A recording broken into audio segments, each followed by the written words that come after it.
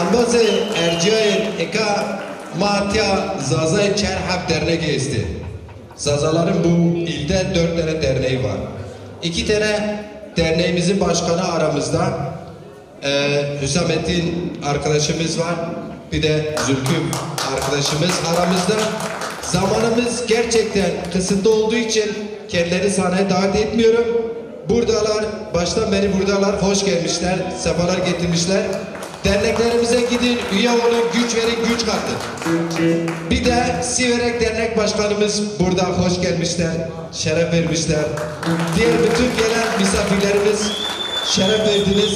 Yine Emrullah Doğrubaş hocamız iyi bir hikayecidir. Programda da vardır. Burada afişte de gördünüz. Arkadaşlar pankartta da görmüşsünüz. Zaman gerçekten el vermedi, kısıtlıdır. Kendisine çok çok teşekkür ederim.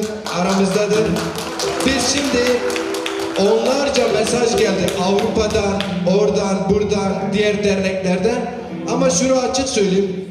Hiçbir ayrım yapmadan bütün Zaza dernekleri davet etmişim. Buna federasyonun başkanları da dahil. Kimisi bir cümle, bir kelime bile yazmamış. Kimisi de kısa bir mesajla niye gelmediğini bildirmiş. Canları sağ olsun. Biz sadece bu yaklaşımlarla kendimize zarar veriyoruz. Bunun her Zaza'nın bilmesi gerekiyor. Biz birleştirici olmak durumundayız. Ve bu etkinlikle ona örnek olmayı kendimize şiar edindik. Biz görevimizi yerine getirdik. Getirmeyenler kendileri hesap kitaplarını yapsınlar. 2 derneğimiz de gelmedi. Bir derneğimiz sözde 2012'den beri hizmet ediyor. 10 kilometre mesafede, ne 5 kilometre, yaya mesafesiyle 15 dakikada gelebileceği yere gelememiş. Diğer bir derneğimiz de diyor ki felaket olursa ben yokum. Yani böyle. Neyse, uzatmayayım, zamanınız kıymetlidir. Çok değerli, çok kıymetli bir sanatçımız var. Ya biz bu yerel sanatçılarımızı tanıdıkça Allah onlardan razı olsun diye derim. Gerçekten onlar olmasa bu dilimizde herhalde ortadan perişan olur gideriz. Şimdi kim var? Bir de adı Zaza kızıdır ha, Zaza kızı. Zaza kızı Sultan. Sultan gibi biri. Neferamaya. Şimdi o Zaza kızı Sultan. Değerli misafirlerimiz, hepiniz hoş geldiniz. Şimapero Heyrameyi. Şimdi güzel bir slow parçalar 3 tane yapacağız. Ondan sonra güzel bir delilo yapacağız. Hep birlikte oynayacağız.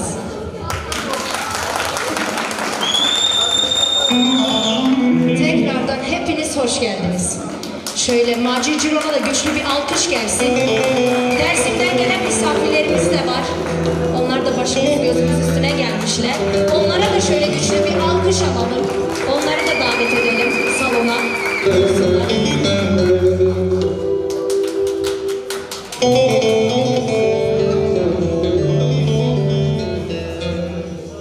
Si. Alo, si. Si. Alo, si.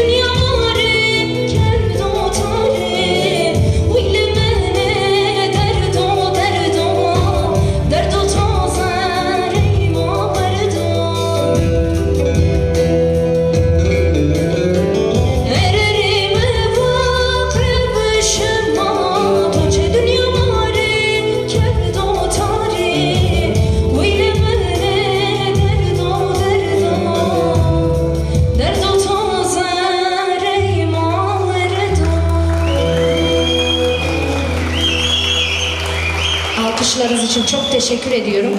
Şimdi ikinci parçamız var. Şeftaliye, Şeftaliye gelsin. Merci.